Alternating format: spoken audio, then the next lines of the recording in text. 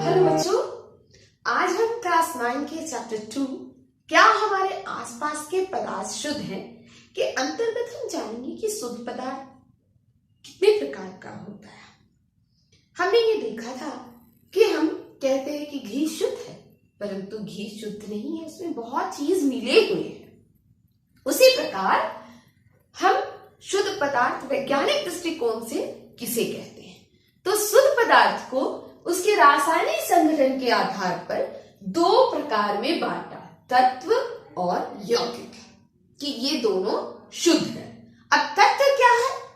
वे पदार्थ जो एक ही प्रकार के परमाणुओं से मिलकर बनते हैं उन्हें हम तत्व कहते हैं, और जो एक से अधिक प्रकार के परमाणुओं के निश्चित अनुपात में मिलने से बने पदार्थ को हम यौगिक कहते हैं। जैसे अगर हम लोहा की बात करें, लोहा तत्व है तो लोहा में सारा परमाणु लोहा का ही होगा, तो वो शुद्ध पदार्थ की श्रेणी में आता है। यौगिक क्या है? जब दो या दो से अधिक पदार्थ एक निश्चित अनुपात में मिले उन्हें हम यौगिक कहते हैं। जैसे जल हमारा H2O में हाइड्रोजन 2 भाग और ऑक्सीजन 1 भाग है, और इन्हीं से एक निश्चित अनुपात है 2 भाग हाइड्रोजन का और 1 भाग ऑक्सीजन का, और तभी हमारे इस यौगिक का निर्माण हुआ। तो ये भी शुद्ध पदार्थ का एक उदाहरण है। अब इस तत्व को सबसे पहले रॉबर्ट बायर ने 1661 में इस तत्व नाम दिया, लेकिन इस तत्व को परिभाषित किया एंटनी लॉरेंट लावोजियर ने। इन्होंने ही बताया कि वे पदार्थ जो एक ही प्रकार के परमाणुओं से बने हैं उन्हें हम तत्व कहते हैं। पुनः तत्व को 3 प्रकार में बांटा गया, धातु, अधातु और उपधातु। धातु जिसको हम मेटल कहते हैं, इसके बारे में आप पिछले क्लास में भी पढ़े हैं। जो ठोस हो, आघातवर्ती हो, जो तन्य हो, उन्हें हम मेटल अर्थात धातु कहते हैं। नॉन मेटल जो गैसीय अवस्था में हो, जो आघातवर्ती नहीं हो, जो तन्य नहीं हो, वो अधातु की श्रेणी में आते हैं। उसका उदाहरण है हाइड्रोजन, नाइट्रोजन, ऑक्सीजन। और अंत में उपधातु मेटलॉइड जिसमें धातु और अधातु दोनों के गुण मौजूद हो, उन्हें हम मेटलॉइड कहते हैं, जिसमें आता है बोरॉन, सिलिकॉन और जर्मेनियम। अब हम देखेंगे धातु और अधातु में क्या अंतर है। तो तत्व के प्रकार हैं धातु, अधातु और उपधातु। हम देखते हैं धातु और अधातु में क्या अंतर है। तो पहला है कि प्राय जितनी भी धातु है वो ठोस अवस्था में होती है। अपवाद के रूप में पारा है जो कि द्रव अवस्था में होता है। अधातु प्राय गैस अवस्था में होती है, लेकिन अपवाद के रूप में जो है वो ब्रोमीन है जो कि द्रव के रूप में मौजूद है। धातुएं तन्य होती है। तन्य का मतलब उसको खींचकर तार में बदला जा सकता है। कहते हैं कि सोने का 1 ग्राम सोने में 2 किलोमीटर लंबी तार बनाई जा सकती है, परंतु अधातुएं तन्य नहीं होती है, टूट जाती है।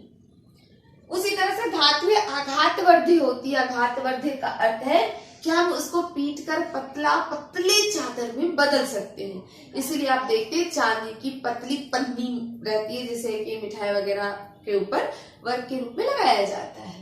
लेकिन अधातुएं भंगुर होती है। कोयला को आप देखते हैं जब पीटते हैं तो वो चूर चूर हो जाता है।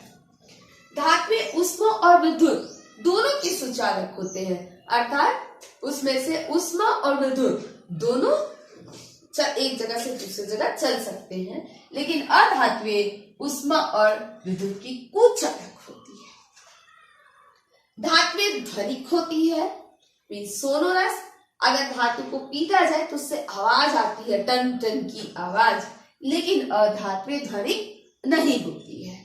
उदाहरण के तौर पर धातु का उदाहरण है सोना, चांदी और लोहा इत्यादि, और अधातु का उदाहरण है ऑक्सीजन गैस, नाइट्रोजन, हाइड्रोजन। ये सब अधातु के उदाहरण हैं।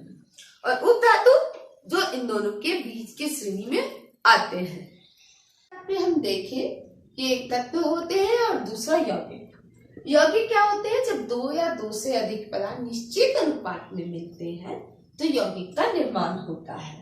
अब हम देखेंगे यौगिक और मिश्रण दोनों में क्या अंतर है। दोनों में ही तत्व मिले हैं, एक से अधिक तत्व मिले हैं, लेकिन अंतर है कि यौगिक में जो तत्व है वो निश्चित अनुपात में मिले हैं। जैसा कि हमने देखा कि जल में H2O यानी 2 भाग हाइड्रोजन और 1 भाग ऑक्सीजन ही है, और उसी तरह से लेकिन मिश्रण में ऐसा कोई अनुपात नहीं होता।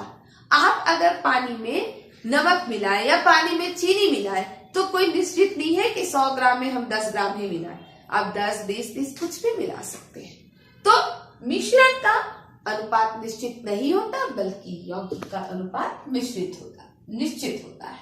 यौगिक का गुणधर्म अपने तत्व से बिल्कुल भिन्न होता है।